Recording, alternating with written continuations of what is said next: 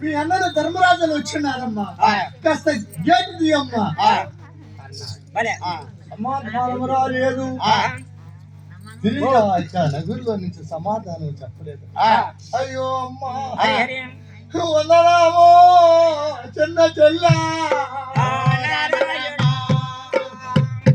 కాస్త తలుపులైనా తీయవమ్మా.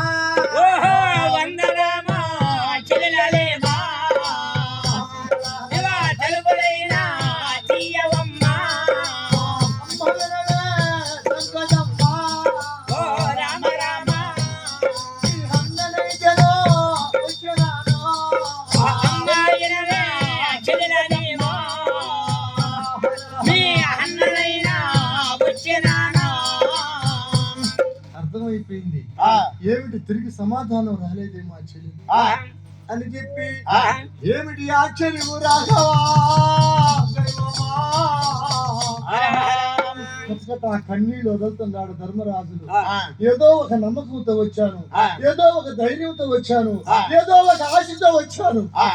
నా చెల్లి తిరిగి నాకు సమాధానం ఇవ్వలేదని, అసలు ఈ ఇంట్లో ఉన్నదా లేదని అర్థం కాకుండా ఉండే. తిరిగిట భావసాయ గోపాలకృష్ణుడు సాయ రథం సాయ చూచాడు ధర్మరాజు. చూచాడు కృష్ణుడు, ధర్మరాజా ఎందుకయ్యా బాధపడతావు? మీ చెల్లిని మేడలో లేనట్టుగా ఉన్నది. ఎందుకంటే మీ బావమరిది ఎప్పుడు హస్తినాపురంలో దుర్యోధన దగ్గరే ఉంటాడు. ఆయన రాజ్యాంగం, అది రాజ్యాంగం కాబట్టి, అదే రాజ కేంద్రం కాబట్టి ఆయన ఎప్పుడు అక్కడే ఉంటాడు, ఇక్కడ ఉండడు. ఈమె కూడా అప్పుడప్పుడు అక్కడికి పోయి వస్తా ఉంటది. సమయం అక్కడికి అమ్మగారింటికి వెళ్ళి ఉంటుందో, ఇంట్లో ఎవరు లేనట్టుకున్నారయ్యా ధర్మరాజు అన్నాడు గోపాల్. అట్లే నడువులు ఇరిగిపోయినట్టుగా ధర్మరాజులు కూలబడిపోయినాడు. నా చెల్లెలు ఉంటాది ఏమో, నా మేనల్ని తీసుకు నా తమ్ముడు రక్షించుకుందామనుకుంటేనే నేనేమి చేదునో దైవరాయా,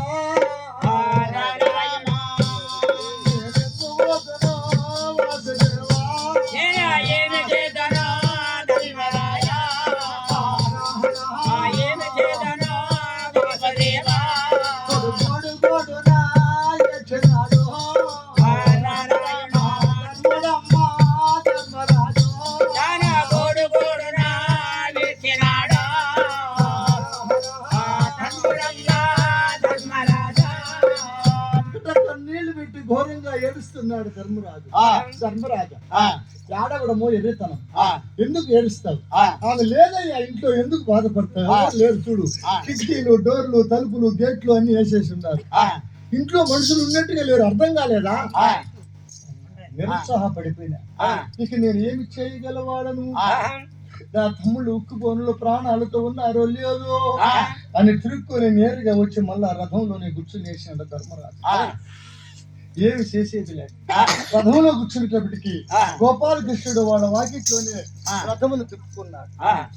వాళ్ళ వాకిట్లోనే రథమును వెనక్కి తిప్పుకొని తిరుగు మొహం పెట్టుకొని మళ్ళా వచ్చేస్తా ఉన్నారు.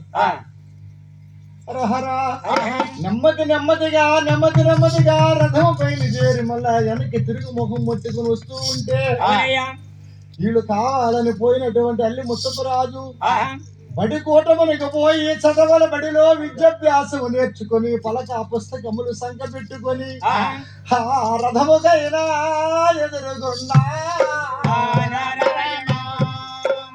అవసరమ్మా ముత్తపయ్యా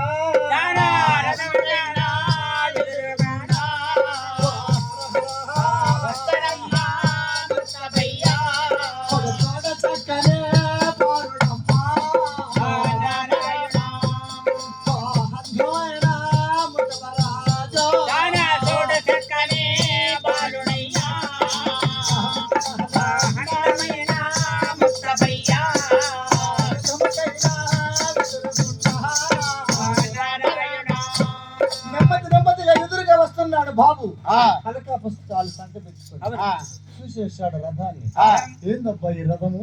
ఇది రథమా లేకుంటే దేవుడు స్వర్గంలో ఉండేటువంటి దేవేంద్రుడు రథమా? రథం అంటే మామూలు రథం కాదు, కృష్ణుడు రథము ద్వారక నుంచి వచ్చింది.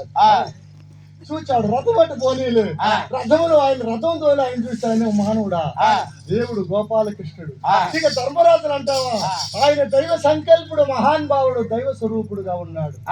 ఆ రథమును చూచినాడు పిల్లవాడు. మా నాయన కూడా ఒకసారి రథంలో పోతుంటాడు. ఎవరు సైంధవుడు. అట్టాక రథము కాదు ఇది. లేదు మా నాయన కూడా ఆ కిరీటాలు ఈ కిరీటాలు బుజ్జి కిరీటాలు వేసుకొని తిరుగుతుంటాడు. ఆయన కూడా రాజే కదా సైంధవుడు. కానీ అటువంటి మహాన్ భావులు కాదు.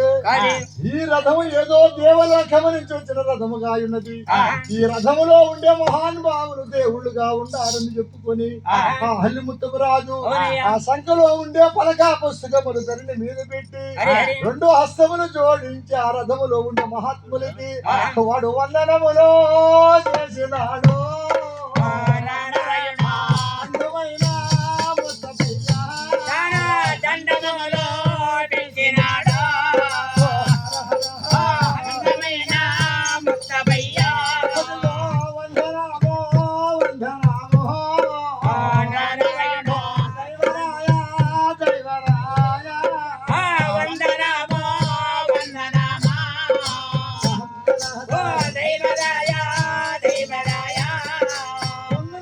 మహాన్ భావునికి దండం పెట్టాడు.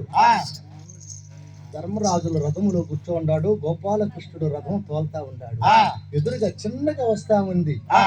చూచాడు ధర్మరాజులు, ఎవరబ్బా ఈ బాలుడు, ఇంత భక్తిగా ఉన్నాడు, ఇంత వినయంగా ఉన్నాడు, ఇంత మంచి మనసుతో మనకు వందనం పెట్టాడు, ఆ బాబును మనం దీవించాలి కదా అని ఆ పిల్లవాడిని దీవిస్తున్నాడట.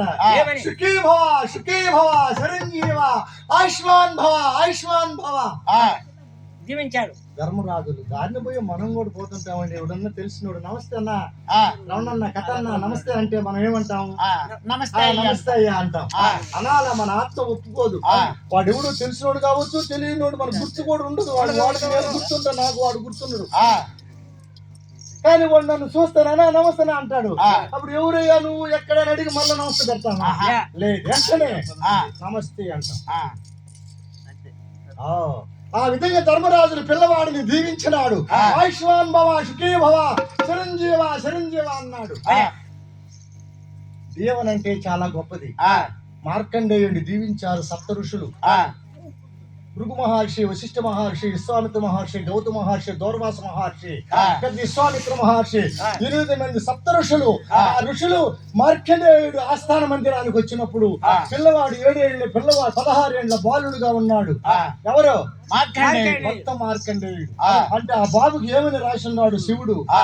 వాళ్ళ అమ్మా నాయన పోయి వరపడినప్పుడు శివుడికి ఇక్కడ పోయి దండం పెట్టారు.